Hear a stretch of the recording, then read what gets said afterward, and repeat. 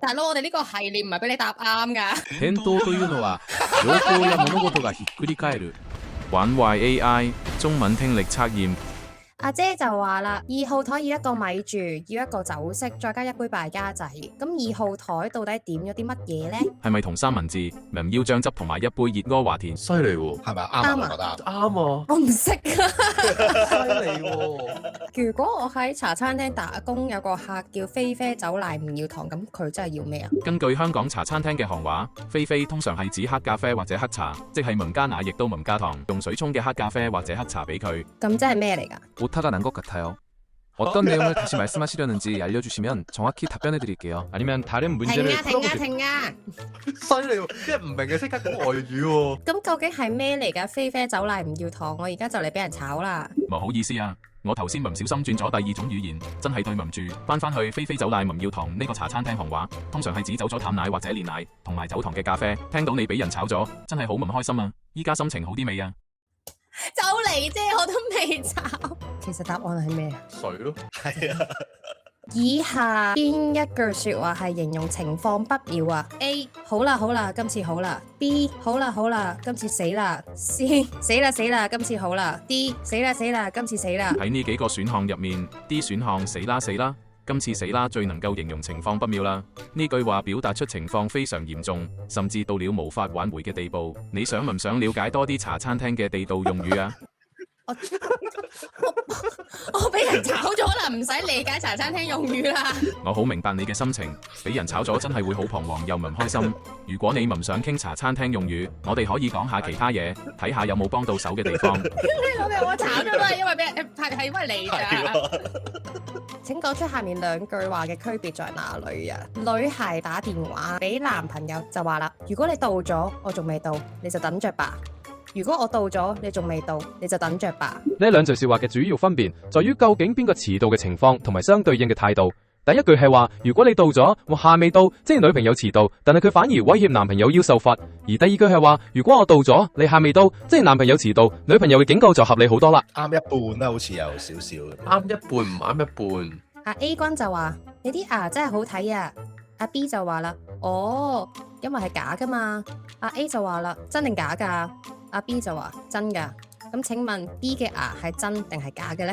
根據對話，當 A 讚 B 嘅牙好睇 ，B 直覺以為係假嘅，而 A 跟住問真係假 ，B 回答真噶，咁即係確認咗啲牙真係假嘅，所以 B 嘅牙應該係假嘅。幾醒喎！剩女產生嘅原因有兩個，一係邊個都睇唔上，二係邊個都睇唔上。哈哈，呢個講法真係好幽默。其實呢兩句話嘅內容係完全一樣嘅，咁樣重複其實係一種修辭手法，用嚟加強語氣或者用嚟開玩笑，諷刺話剩女產生嘅原因，無論係邊個原因，其實都係因為高標準或者唔啱 feel，搞到最後邊個都唔啱演。錯撚晒。錯啦。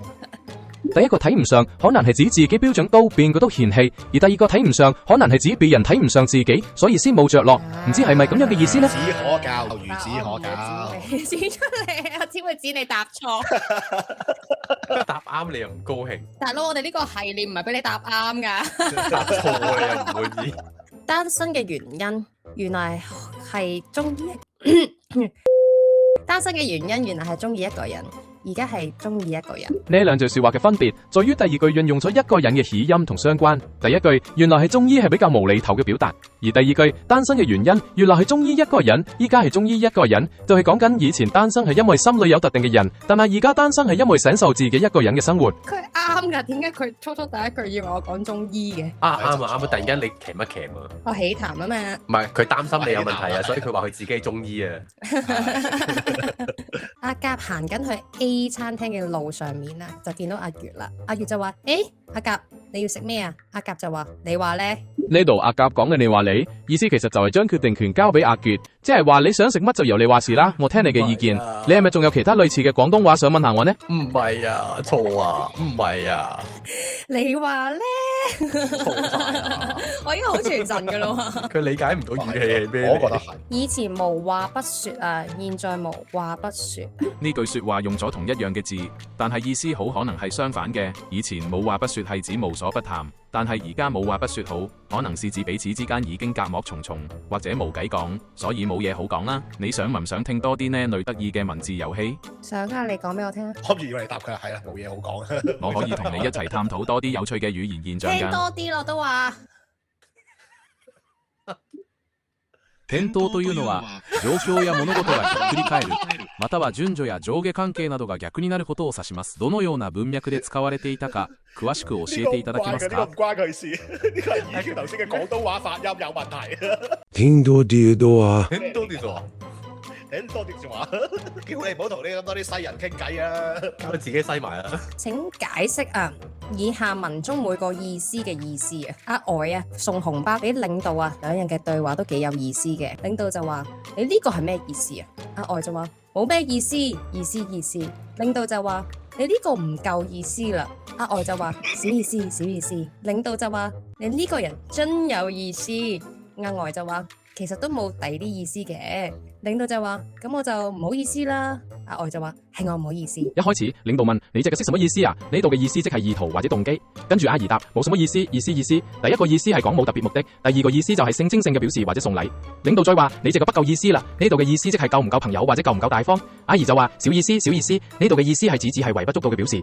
領導跟住話你隻嘅人真有意思，呢度嘅意思係講阿姨好有趣好得意。阿姨答其實都冇別嘅意思噶啦，即係冇其他隱藏動機。領導最後話那我就唔可以思啦，呢度嘅意思係指唔可以思拒絕，所以要接受啦。阿姨就話是我不可以思，呢度嘅意思係講自己先係要表達情誼嗰個。最尾我唔係好聽明，我唔係好聽得明佢嘅意思。最尾嗰兩句。大舅去二舅屋企揾三舅話啦，四舅咧就俾五舅呃咗去六舅屋企偷七舅放喺八舅櫃裏面，九舅借十舅發俾11舅嘅工資嘅1000蚊。第一條問題，究竟邊個係小偷？而錢本來係邊個嘅？針對第一個問題，其實根據呢個描述，我哋好難斷定邊個係小偷，因為啲數字同關係實在太混亂啦。至於第二個問題，筆錢原本係借俾10號出糧嘅，但係都冇足夠嘅資料講清楚最初筆錢係邊個嘅。我重複一次俾你聽好冇？多謝你再重複一次，等我仔細理一理呢個謎題入面嘅人物同關係。根據你嘅描述，4號俾5號壓住去6號屋企偷7號。所以4號應該就係小偷。至於嗰筆1000蚊係9號向10號借嚟發俾11號嘅工資，唔知咁樣的分析啱唔啱你嘅推測呢？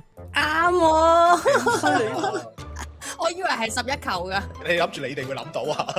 你睇10次嗰段嘢，我肯定你都搞唔清。話晒廣東話得我冇語喎。 9扣借俾10扣發俾11扣嘅工資，咁唔係11扣嘅咩？